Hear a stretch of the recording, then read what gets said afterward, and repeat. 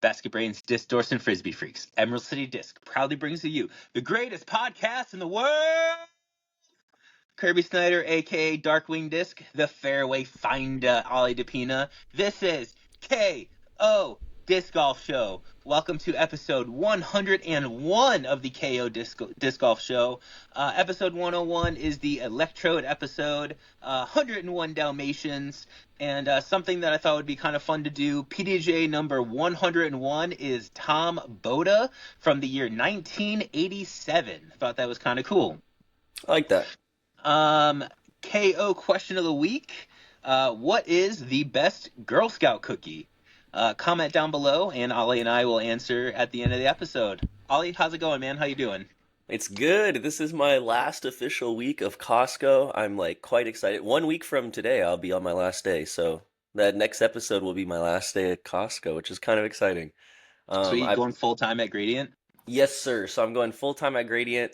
I did some 2 streams last night, the last 2 nights I've done streams, and then right after I get this posted, I'm heading in the office and I'm filming a little content video, and then we're posting. I went to the card show and we gave out 12 packs of Mega Evolution or something. I forget how many, and just for answering a little fun question, kind of sending in. But they want me to film this little intro for it, so I was like, oh yeah, I got you. And then I'm gonna go help with some shipments and stuff, and yeah, I'm quite excited. When I went and talked to them, they just had this really great idea of they're like, we want to be running this podcast, we want to be hosting on YouTube, we want to be running you with videos, we definitely see you as this content person that's doing well. And I was like, oh heck yeah, that's really cool to hear. And they're like, we definitely want to bring you on full time. Just got to go get this clarification. So then for the next day, I'm just sitting there waiting for this text message. And I got the text message at work and was like, oh my gosh, there's no way. I went on my 15-minute break, wrote a little 2-week notice thing, put it in that day. I was I was ready to go. I'm very into this company. I think it's a cool opportunity, and I really enjoy what I do, so I want to pursue this as much as I can and give it a good old effort and show what I can do here, and I'm quite excited. That's cool, man. I'm already disc golfing more. I got to go play around on Sunday with Pierce and Grant down in Shelton. Got cut a little short, but because I had to get to the office to stream, and I looked up traffic, and it was 2 hours at the moment. I was like, oh, we should go. Yeah. I need to be able to go home and probably shower and get to the office and stuff. But it was so much fun. I've played with Grant and I've played with Dallas with Grant and Pierce there, but never have gotten to play with them, and it was so much fun. And I felt like it was a really good time to really get to know Pierce a lot better, which was awesome. I talked to Grant all the time about F1 and stuff, but I was like, Pierce, you like F1? He's like, oh yeah. And so we were talking about F1 cars. We were talking about, I was giving him some shot philosophy and things like that on how I think of the game and different things like that. And, just about having fun with it and everything. And it was a blast. Got to watch some cool shots from him and see his game. And I'm so excited to see it develop. And, but first of many rounds, I'm definitely gonna be getting out there and playing with them some more. Got some funny photos we took, so I'm going to get those posted too, or put something up. But really good time playing with them. Big shout out to them. And then I also got to play Evergreen that morning, which was, Evergreen was playing nice. Little snow coated. It was a nice Sunday. But playing some more golf, which is awesome. And I cannot be mad. That's sweet. You had snow down in Olympia? Yeah, Shelton had some snow, but Evergreen was I was freezing for the first 12 holes. I couldn't feel my feet for the first 12 holes of Evergreen. I was like, I did not prepare for this. I was by the time it got a little later, it definitely warmed up, which I was happy, but I was like, whoa, not prepared. Yeah, geez. Yeah, Friday when I was driving down to, I was driving out to Rain Shadow in the morning, and I was going through the Tacoma Narrows, and it was raining and snowing, and the road was definitely it was a little slippery. I didn't feel like I had total traction, and I was an hour outside of my house, so I punch in. I was as I'm driving and I'm getting kind of nervous, I'm like, I don't need to go practice today. I was like, I can just go home. That's so much safer. So I punched in the GPS, like, just turn me around, bring me home. And it said I was 2 hours away from Rain Shadow. And then it said I was 3 hours away from going home. And I go, okay, we're just going to Rain Shadow then. Like, at this point, like, I'm just committing to the drive. Like, I'm Oh not my having a good lord. time. So it was, yeah, driving this week was definitely like a little on the crazy side. I wasn't expecting all this like snow and this crazy weather. So, um, might make things this weekend at South Fork a little weird. I got some pictures. South Fork got hit with snow pretty hard, so It I'm gonna should go out rain there all tomorrow. week, is what I heard. Like even the snowboarders and skiers were like that I know were like, if you don't go Sundays, everything's gonna get rained out. So I would hope like that gets rained a little bit and should be Yeah, okay. we'll see. Yeah, it's gonna be tough. Just like there's just like no way to like paint lines out there and stuff like that. You know what I mean? So, and if like I can't paint lines, then doing a lot of like the alternate layout, I don't know Oh, if I tried that to I do don't. lines in the snow last year when you were gone, and that was horrible. It's so hard, yeah. So that's what I'm saying. So it's like at that point, like, why not just like do the regular layout and Yeah. do it like with no OBs or hazards or anything like that? Just keep the Mandos. So I don't know. We'll see. I'm gonna, like I said, I'm gonna go out there tomorrow and kind of assess the whole situation and kind of see what's the best decision there. But we're gonna do our best not to cancel the event. Yeah, I don't think we will. Just like the weather shouldn't really hold it up that much. I don't think, but. It's gross. I mean, the weather definitely kind of sucks right now. It's like Yeah. it's March, dude. Like it's almost April. What are we doing?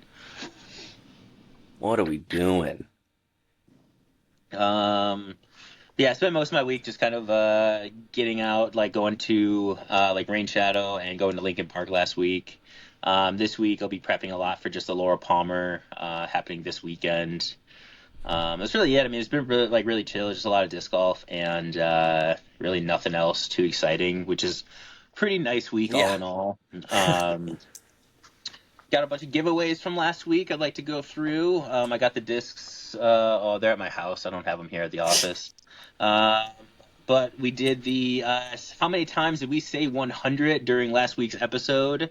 Um, Honestly, I have no real idea how many times we said it. I wasn't really counting.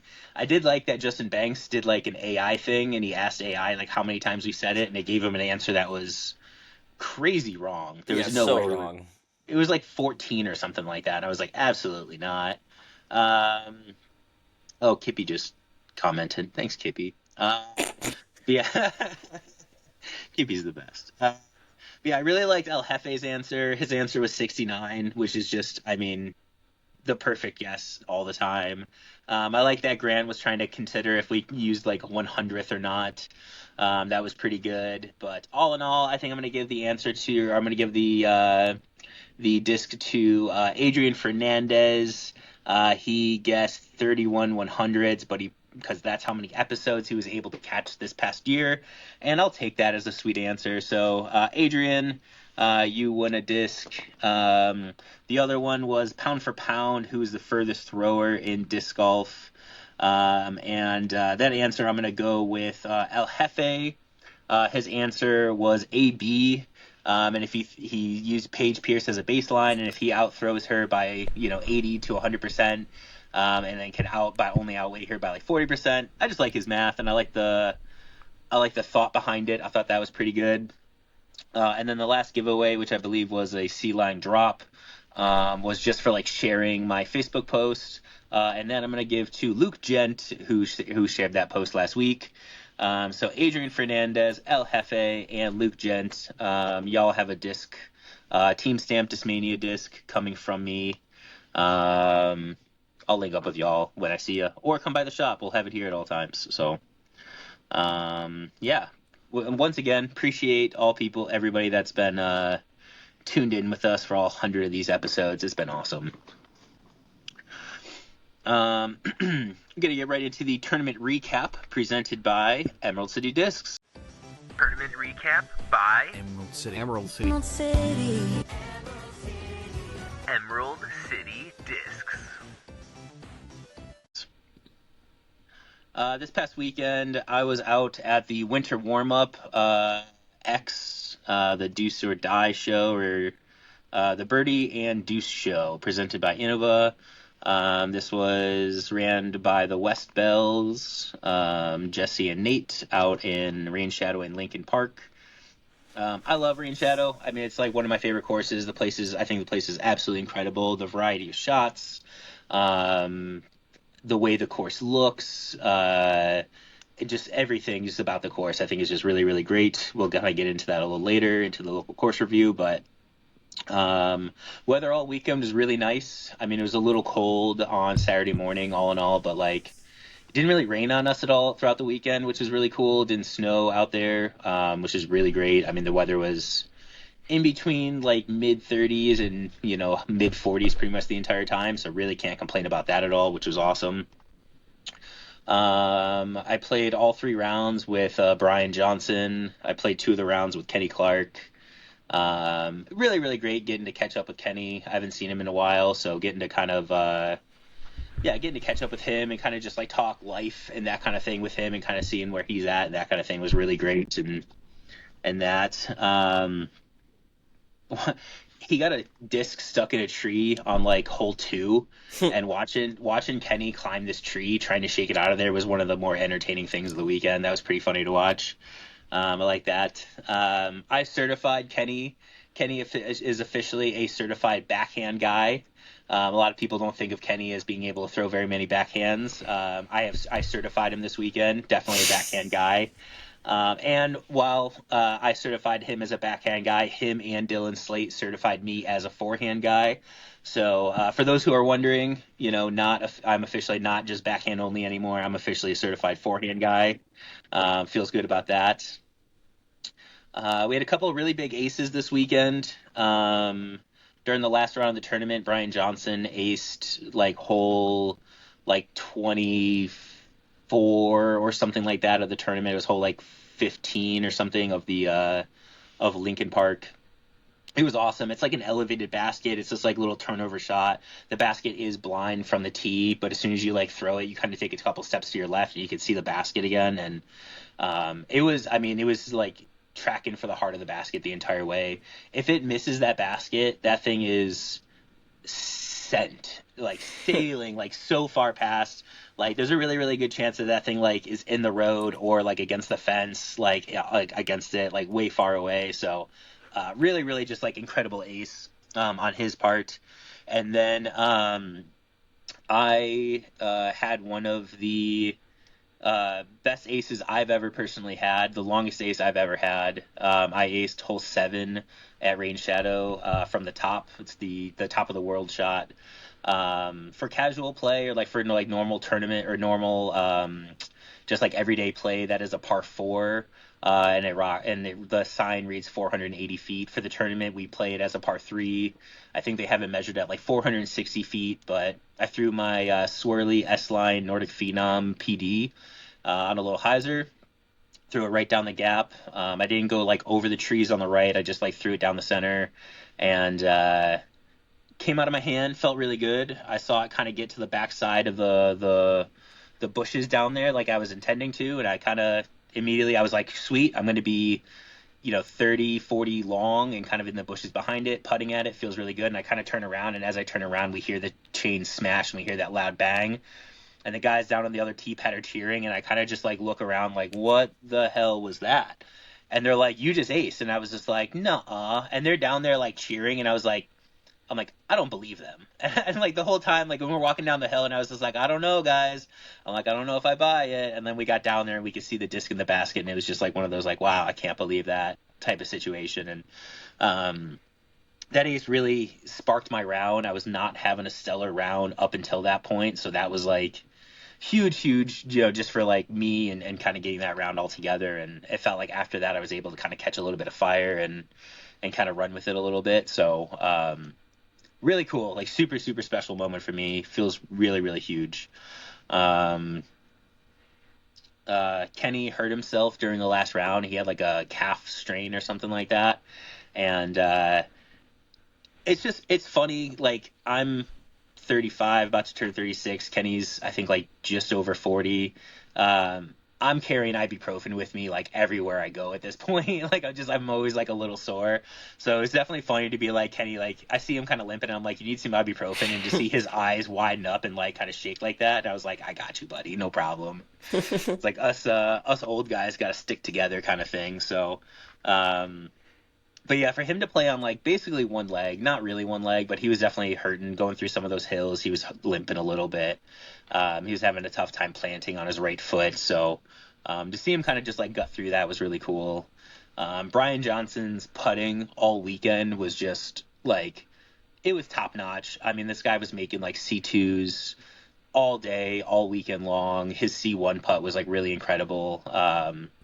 Really just like incredible performance from him all weekend long. Really just a pleasure to play with him and hang out with him and Gina and, kind of chat with them. Gina's always excited about some random restaurant that they're going to that night kind of thing. So it's fun kind of hearing about that.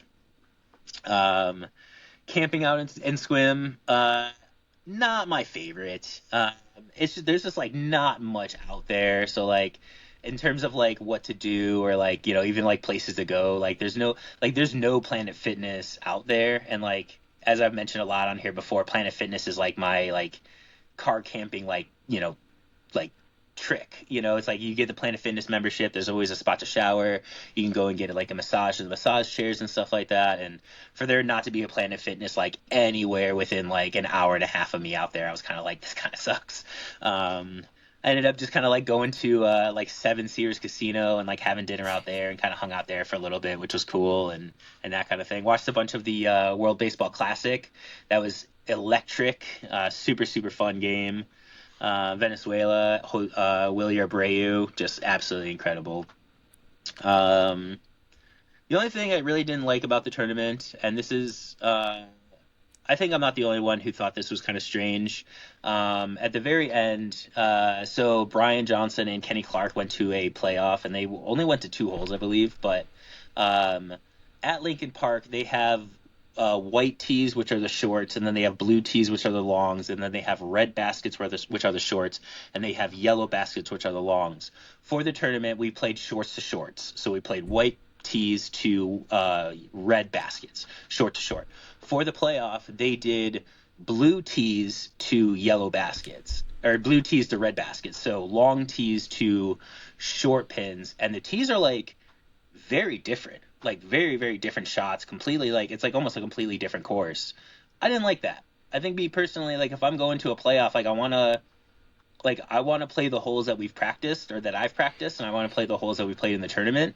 And I kind of just like didn't love that. I mean, I thought it was just kind of an interesting thing. If that was sent in an email the week beforehand, I really have no issue with it whatsoever, I think. But if day of, you kind of just change the layout to being like, oh yeah, for the playoff we're going to do that. It's just something I'm not a fan of, and I'd rather just play the regular tournament. I thought that was kind of strange. I'm going to go through the winners real quick here. Taking down MPO in the winter warm-up, as I mentioned, was Kenny Clark. He took down Brian Johnson after a 2-hole playoff. I came in 3rd place. They scored 31 for the whole weekend. I scored 30, so I only lost by a stroke. On hole 26 at Lincoln Park, so the second to last hole, I missed an 18-footer, or else I would have went to that playoff with them. So it was definitely like, it was really frustrating. I was like definitely like down on myself about it. Like I got in the car to drive back, and I stopped at Taco Bell and ordered like way more Taco Bell than I needed to order, and I just like kind of depressed, kind of mad at myself. Not really sad, but not really depressed, but just kind of like down on myself. I just like shoved Taco Bell in my face on the ferry on the way home, and just like kind of just like lived in that moment for a little bit. So I love Taco Bell. Sad Taco Bell is not exactly the way you want to have it, but taking down FPO was Taylor Foth, I believe. Winning MP40, we got Christian Roth taking it over Daniel Glass. Winning MP50, we got Dana Itene. I don't know how to say Dana's last name. Dana's the man, though. I hung out with him a little bit this weekend. Taking down MA1, we got Theo Northrop winning in a playoff over Kenna Peterson and Eric Gray. You got a little North Parker dude out there. That was awesome. Let's go. FA1 was won by Tana Gray. MA40 was won by Thomas Brannon. MA2 was won by Tyler Hazelhawk. And that's all the divisions. Not very many divisions. A lot of people out there. They had, I think, like 79 or 80 total people. So, really great weekend. Like I said, I love Rain Shadow. This is like a super, super fun event to play.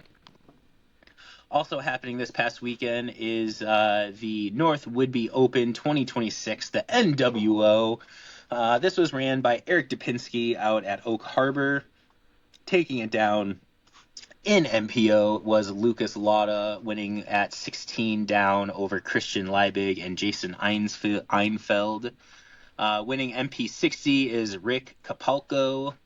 Taking down MA1, we got Dakota Bowman.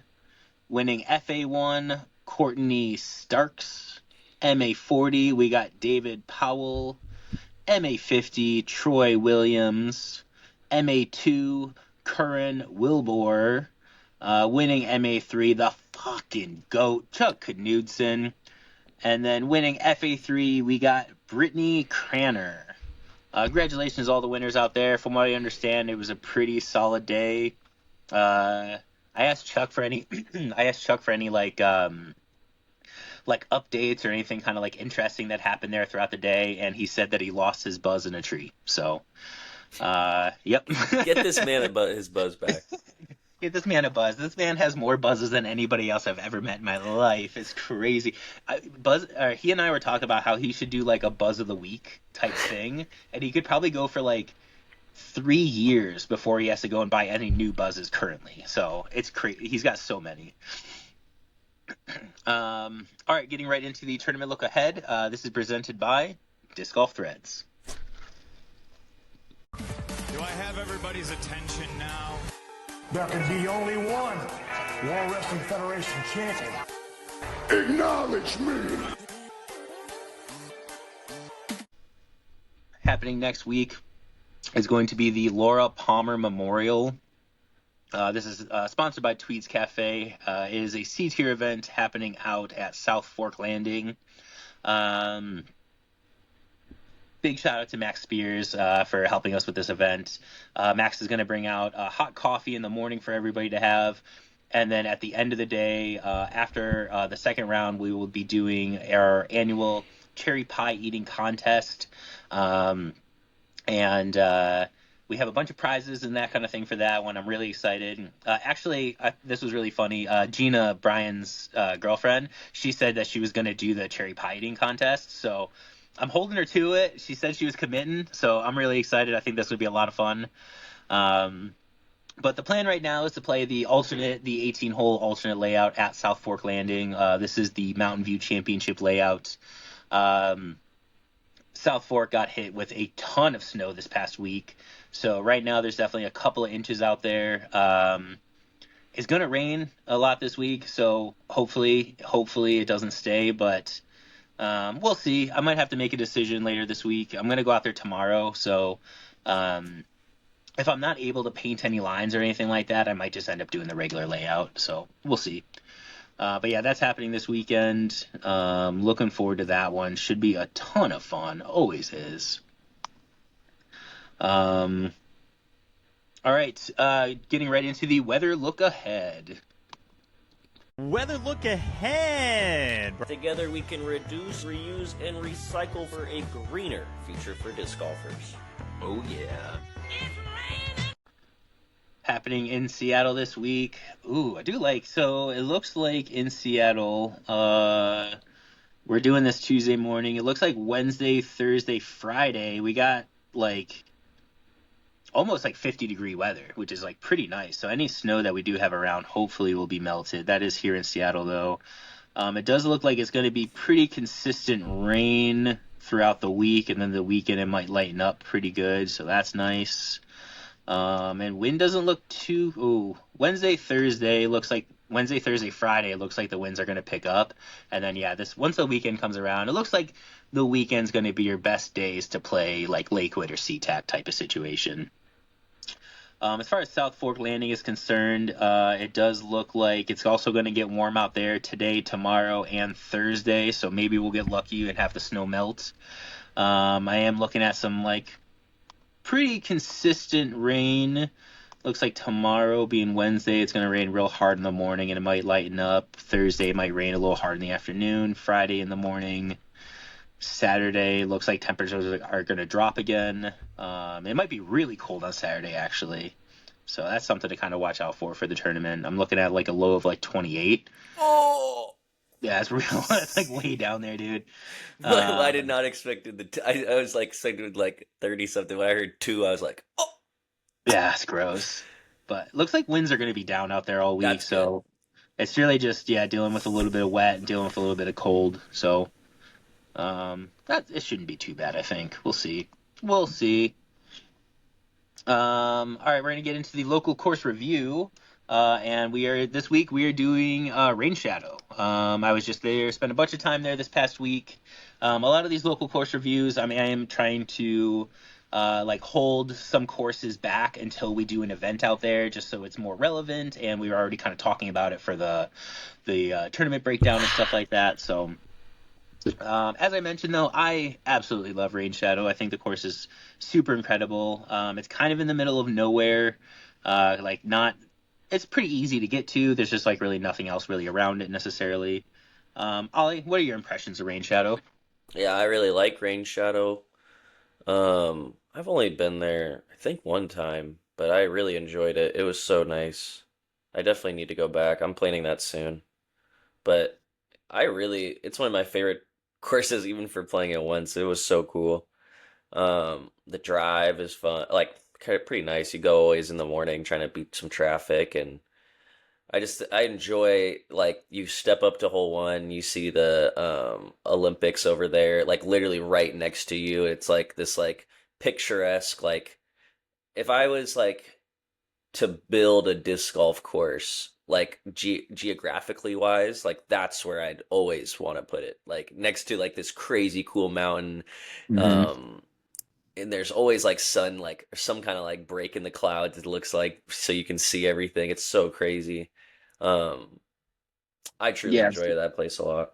Yeah, Rain Shadow is not just a name of the course. It truly does hide in the shadows of the rain. It's crazy. It feels that course stays so dry so often.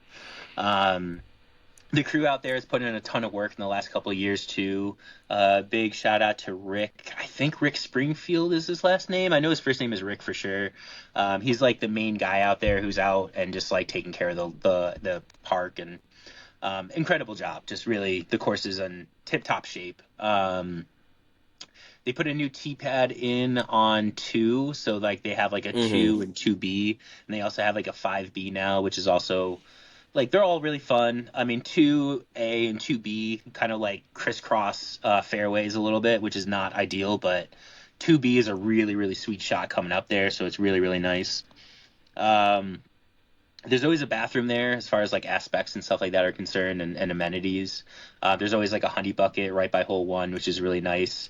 There's benches on just about every hole, which is also a great thing to have. And then as far as amenities are concerned, parking lot, and that's really about it. There's really no garbage cans or anything like that out there. That's really that's kind of its biggest thing is there's just no garbage cans.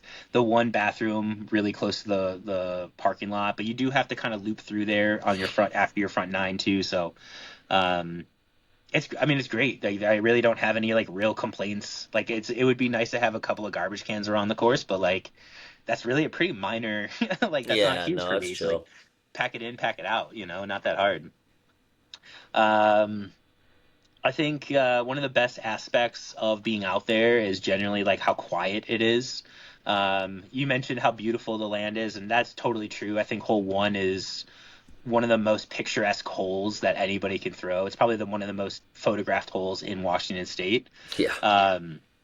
But yeah, when you're out there and you're just kind of in the middle of it, it's so interesting because you can hear everybody else on the course because of how quiet it is. Like you hear a tree hit from 6 fairways over because it's so silent. Everything just kind of echoes throughout all those woods. It's so great. Um, what is your favorite hole out there, Ollie? Might be the one you ace, 7. I really like 7.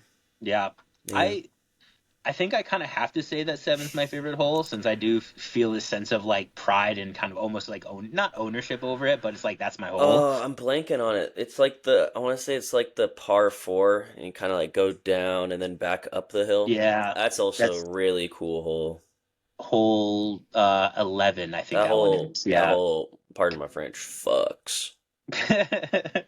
Yeah, no, that hole is That hole's it's really awesome. challenging. It's really fun. It's a good disc golf hole for hitting that small gap, getting down there and working your way back up. Totally. I think my favorite hole out there is gonna be hole 14. It is just like a very straight shot. It's kind of like in this little bowl. You have these like this just giant walls of trees on your right and your left that kind of make this perfect little 300-foot tunnel or 280 whatever tunnel. And that's one where like when I aced hole 7, somebody told me that someone aced hole 14, and I was like, oh, really? And I was like, oh man, like that's such a cool ace because it's such like a like that's the hole that I want to ace when I walk up. When I think of what disc golf is, and it's hole 14. It's the same as like it reminds me a lot of hole 14 here at SeaTac, where it's just that really straight shot. It's like if you can throw a straight disc or not kind of type of situation. It's just beautiful, and I think a lot of people out there, we all kind of had the same conversation on hole 14, where it's just like, I love this hole. This is so much fun to throw. It's just like so pretty. Like I said, it's exactly what I think. Like when people were making disc golf, hole 14 is, I think, like the perfect situation, and that's what they envisioned. Um, my least favorite hole out there, I think, is actually going to be it's like I have two holes that are basically tied for being my least favorite, and it's holes 12 and holes 13, the two holes right before 14 there. They're both just like hole 12 is like an elevated, just like little like forehand hyzer poke and pray. It feels like the best shot kind of like sneaks its way through all the trees, and it doesn't really feel like there's like a it doesn't feel like I'm necessarily like aiming for an intended gap to hit. It feels like I'm kind of just aiming for a space in the air and just hoping I get lucky enough. Um, and then the hole after that is just kind of like 180 foot or 160 foot little like it could be like a little hyzer. Most people just throw like a little like forehand like turnover at it kind of thing. They're not bad disc golf holes. They just kind of like they don't really offer me anything, and I don't necessarily like as far as like everything else out there. I think everything else is so much more interesting and so much more fun to play that those two kind of just fall by the wayside for me. I hear that. Yeah, these holes I don't think are bad by any means or like terrible, but I just don't. You play hole 7 and it's this like huge top of the world shot, and then 8 and 9 I think are kind of my two that are just like kind of shorter ones that are like, at least from when I played it, I don't know if they've changed. I think it's Sure. 8 and 9. It's like that one that just goes slightly up the hill and it's on the flat there, and then 9 is Yeah, like that short little like forehand basically or yeah. turnover. Um, 9 is really bad now because they took out a tree that you was saw like it on the right backside. Yeah, I think I've heard so or bad. seen that or so. Yeah, And that was. I just think there's better holes. I don't think there's anything wrong sure. with those holes. Yeah. I almost one of the holes that I thought I didn't like was hole 4. The gap is like super super tiny. The hole's really short, and it's kind of just like it's really hard to explain because it's just like right there, and it doesn't really seem like there's much of a shot there. And the more I throw it, the more I kind of have like a little appreciation for it because of how challenging it is just to kind of hit the gap and get a disc to move that way and get there. Um, it was really fun during round 2. I threw my shot and I hit the ground right in front of there, and it jumped up and I hit the cage, and then I just kind of fell barely out of the cage, but I almost rang up my second ace in that day in that tournament, which would have been pretty sweet. I mentioned a bunch of the amenities already. Ollie, did I forget anything as far as like what the course offers? Well, that's about, I feel. Yeah, I mean, the only thing I think this course is missing for me as far as like having all the stuff that I want. It's missing probably like one or two par fours. I'd like this like for an ideal 10 out of 10 perfect course. And it's also missing some kind of like water play or like water shot or something like that. There's really no like water carry, which I also just absolutely love having. But Yeah. other than that, I mean, I think so highly of this course. I think I'm ready to give it a rating. Ollie, how Yeah. about you? Yeah, what's your rating, Curb? I am going to give Rain Shadow. I think I'm going to give it a flat like 9.0. It's awesome. Bunch of elevation change. Yeah, can't really speak high enough about it, I think. We were right in the same ballpark. I had it at 8.8. Okay, yeah. I think it's just like for me, I have to think about like what a true 9 looks like to me. And like I don't think there's very 9 courses, even like 9 rated courses. Like I don't know, I don't know. I'm putting that 9 a little higher. Sure. Yeah. So that'll give Rain Shadow an average rating of 8.9, which puts it barely ahead of SeaTac, which came in at 8.85. So that's officially our highest rated course so far. Not I bad. almost messed that up. That feels really appropriate because I mean, I don't know that like if I had Rain Shadow and I had SeaTac at equal distances away from my house, like I would have a really tough time deciding which one I'd rather go to day in and day out, you know? So that's really cool. All right, moving right into we got the big breakdown, Ollie's breakdown. Are you ready for the best 90 seconds of your week? All right, Ollie, you ready, man? I don't know about 90 seconds, but you never know. I'm just gonna give you my all, and when you put and when you put your head down on that pillow at night, just know I gave it my all. All right, hit us in 3, 2, 1, go. The big sleazy open. This weekend we had drama. We had cheating allegations. We had a bunch of tears. But first, the disc golf. Gannon and Ricky battled down to the end. Stick gate. Slicky Ricky tried getting away with one by moving a stick that was clearly in front of his eye. Did it really matter? No. But it certainly doesn't look good in the end. Ball don't lie. Gannon the Cannon took down his first DGPT event of this year with trying to be Slick Rick coming in second, and Mr. Lat 64 himself coming in third. Far less drama on the FBO division as Holland Hanley takes down FBO by 8 strokes after a hot round 1.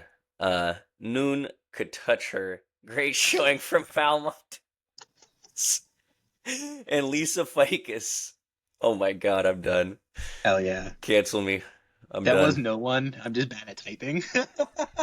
Noon. Noon. Hell yeah. Hell yeah. That's funny. I knew it right after it came out. I was like, oh my god. But I knew I was kind of feeling dumb because I was like, who's this? Who's Noon? I never heard of her. Who's this new one? Is she from Europe? That's awesome. Yeah, I thought the cheating allegations were a little crazy. I mean, I didn't we talked a little bit before the show, but like, I didn't think it was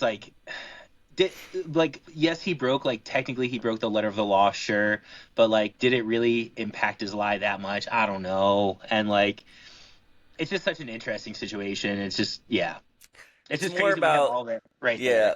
It's more about like his reaction to the confrontation, where I think it's really interesting, like TD or whoever came up and talked to them, like wanted something to be said almost, but then the card was like, nah, if you say it's fine, and or dismissive of it. So I don't know. It's just interesting, like when officials, I don't know. I think it was Jeff Spring, and I think was that Jeff Spring?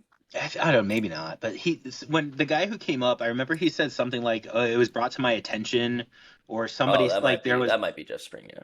He said like it was brought to my attention, or he said there was like some kind of complaint or something like that, which makes me think that like somebody brought it up to him. Yeah. And my question is like, who brought it up to him? And if it was like Gannon being like, "Yo, dude, I think Ricky's like, I need like a course marshal here to like speak on this," Well, then if I don't think it was, because if it was, he probably would have been a little more like, no, you did this, Yeah, okay, that's very valid. Yeah, yeah. instead of being like, yeah. I mean, he definitely was like, you could see in the faces he's making, but I don't think, I think Gannon dealt with this really well. I don't think it mattered too much, and like you said, like I said, ball don't lie. Um, Gannon got the dub, but I Mhm. think there's more controversy in the playoff than anything. Call it Spotter's Gate or something, you know. Sure. I want that spotter like on that OB line on the backside, being able to like let us know if it crossed or not, because I don't know. We it was it. I don't want the controversy to go past the great disc golf that we got from that last round, like especially like the competition between two um, world champions. So Yeah. it's really the golf was awesome. The drama was something else too. But You said something really interesting before the show where you're like, dude, the tournament's over. You don't have other spotters you can come and have around yeah, I there, was which like, was like a there's really not one more volunteer. Like we could get like yeah 4 or 5 spotters on one hole. I don't see a problem with that. Like this is the playoff. This is literally Gannon Burr versus Ricky Wysocki for the playoff for a DGBT win. Like I'm like, there's yeah. someone's You got gotta to. have you have to have enough volunteers, enough They hands at probably that they point. probably like were like, oh no, you're good. Like you're done for the Get day out of now. here. They got Yeah, no, they yeah. got done with their whole. They're probably like 3 beers, something. I'm kidding. I don't want to speak on it, but then they're like, I can't spot. You know, Yeah, like I mean, like that's very real. You know, yeah, guys like I'm done for the day, which is valid. Also, you know, like yeah. it just you got to think that there has to be extra people around. There's got to be someone on the DGPT staff that can go step up and go do Just like that. Like hang they out got a there. salary that they made. Like, come on, Yeah, man, yeah. do it I for really like DG. this. I really like this course. Yeah. I thought it was really. I love the stories behind it that they put all the money in to basically like fill in a swamp essentially. I love how challenging the course was. I like seeing some players like really having to struggle for par and that kind of thing. So I'm interested in it. I would love to see this course come back. I'd love to see it maybe fine tuned a little bit more, and kind of clean up some of the rough. Maybe not have stick gate going forward, kind of thing. But yeah, I mean, from what I heard, like one of the biggest complaints was the cell reception, and that's already something that they're working on fixing going forward. So I don't know. I'm excited to check out this event going forward. I think this is the kind of event that like next year I will actually be thinking about maybe playing this event because I like courses like this. I like courses where like shooting par at a DTPT event is not a bad score and that kind of thing, which is Hmm. it's a lot more golf, it's a lot more decision making and stuff like that to happen. So definitely something I'll be keeping my eye on going forward. So all right, time for sound off. This is our Sounders update. Ollie, hit us. Not too crazy. We got the first leg win last time, like I said. The next leg is tomorrow against Vancouver, and that is going to be in Spokane, played in Spokane as our home game. So it's actually kind of, I don't know, kind of cool. Lumen Field's currently under construction for the World Cup, getting those grass turfs in, getting Oh, everything no ready for the kidding. World Cup. So yeah, they're playing that game in Spokane, so that's pretty cool. If you're in the Spokane area, you want to go see some Sounders soccer. We also Cool. have a game against. We had a game against San Jose. Paul Rothrock scored in that first game. That's my fan favorite. We're like Grady and we're big fans of Paul. He's and I'm grew up and friends with him and stuff. So, but he scored against Vancouver in our 3-0 win and scored our 1-0 win against San Jose. So he's having I think he scored in like 3 of our 4 games so far this season. So doing really well in scoring the ball and coming off as a sub in 2 of those games. So it's just cool to see how like a sub can get plugged in and just play, even though he was a starter pretty much last year. Still getting super good value out of him, and which I think is important. Fresh legs coming on when people are tired or can be really big with that. So Sounders tomorrow against Vancouver at 8 p.m. Go watch it. Leg 2 of the first round of the CONCACAF Championship Cup. Cool. When is the World Cup? This summer should be. I don't know exactly when it starts. Like June, July? Yeah, Oh, I think I saw that the Red Sox are in town the same weekend as the World Cup. June. Yeah, June. Yeah, it's gonna be like a miserable time down there. Yeah, Sweet. I'm probably Looking gonna forward have to it. like yeah, if I'm going to work, I probably should just like stay in Renton or something. Just like, it's probably gonna be easier just to bus at that point Well, too. hopefully. So what my plan is, a little off the ollie, the sound off, but I want so like I can bike from here to the train, and the train station's literally takes you right to the Boeing. Oh, It literally is right there. So I'm like, oh, I yeah, could like bike to the train and then just literally be at work. And I was like, that's so much more sustainable, so yeah, much more money being saved. Of course, I'll still have my car, go use it, turn it, do whatever. yeah. But I think Save it'd be miles on the daily. so good. And yeah, save miles, get to bike more. I've just been wanting to bike more. And then, Mhm. yeah, I'm excited. Parking and all that. Hell yeah, dude. That's much better. All right, moving right into the ODP guarantee. Oh, you know what I'm talking about. Oh. Guaranteed.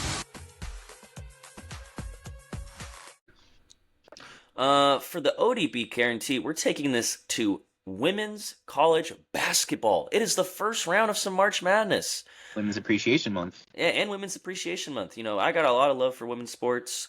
I just think it's integral. I got to meet Hope Solo last week. I went to the Seattle Sports Star of the Year award show, which was That's awesome. sweet. And but we're gonna take.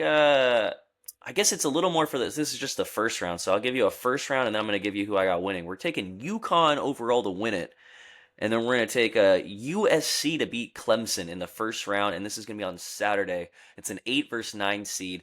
USC is without their star player, but they still got some good. They got some dogs. Sweet. Dogs. Yeah, your ODP guarantee from last week did not come true. Dominicano did not beat US. Fun game, fun stuff, but yeah, it did not happen. So Julio's playing good. I was rooting Dominican the whole way, man. It was just such a fun team, and US kind of came in a little too cocky with it, which I didn't like. These are all just stuff we have to do. It's like, come on. All right, time to answer the KO question of the week. What is the best Girl Scout cookie?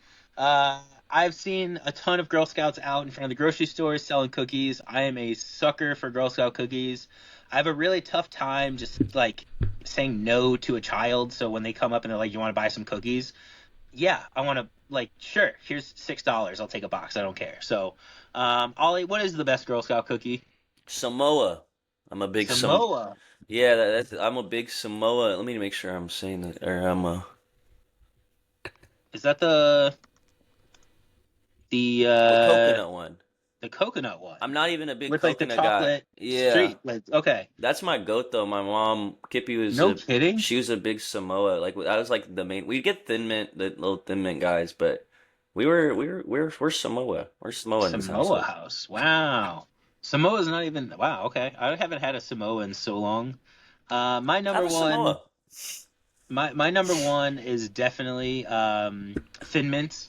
I mean, I think the Thin Mints are just great. I really like taking a box of Thin Mints and then throwing it in the freezer, and then having the cold Thin Mints are just like, they hit on just like a totally another level. The tagalongs are really good, and then whatever that peanut butter cookie is that they have, it's kind of like a Nutter Butter. Those are also really, really nice. I forget the name though, like Do-si-do maybe. Fun names for all their cookies too. Can't hate on that. But yeah, Thin Mints. Comment down below what your favorite Girl Scout cookie is. All right, time for the draft this week, and we'll wrap her up.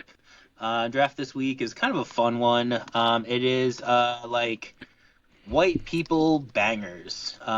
Like music that just makes white people like boogie down every time. Ollie, I'm gonna take the first pick here. And I am going with the name of the song is Mr. Brightside by The Killers. It's a good number one. That's probably that was good.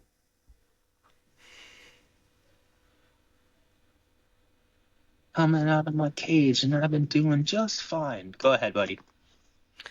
That was probably gonna be my one, but we're gonna have to move it along. We're gonna have to go with. I guess I had a little bit of a plan if you were to do that with your one. We're going with Sweet Caroline. Yeah.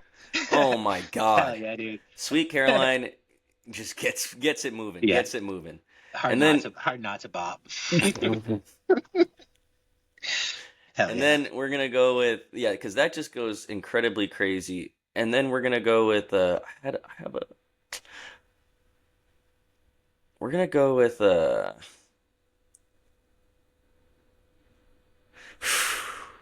this is tough. We're gonna go with Party in the USA, Miley Cyrus. A really good one. There we go. Yeah. That's a good first two to get out on the board. That song slaps, yeah. Oh, I got my next one. I got my next one.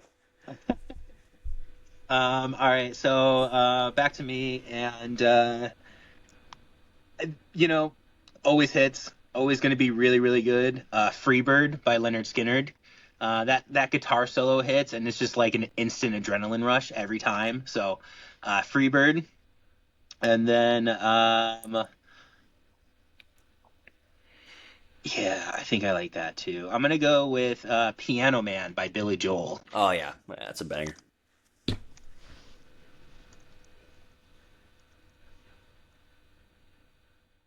All right, I'm going with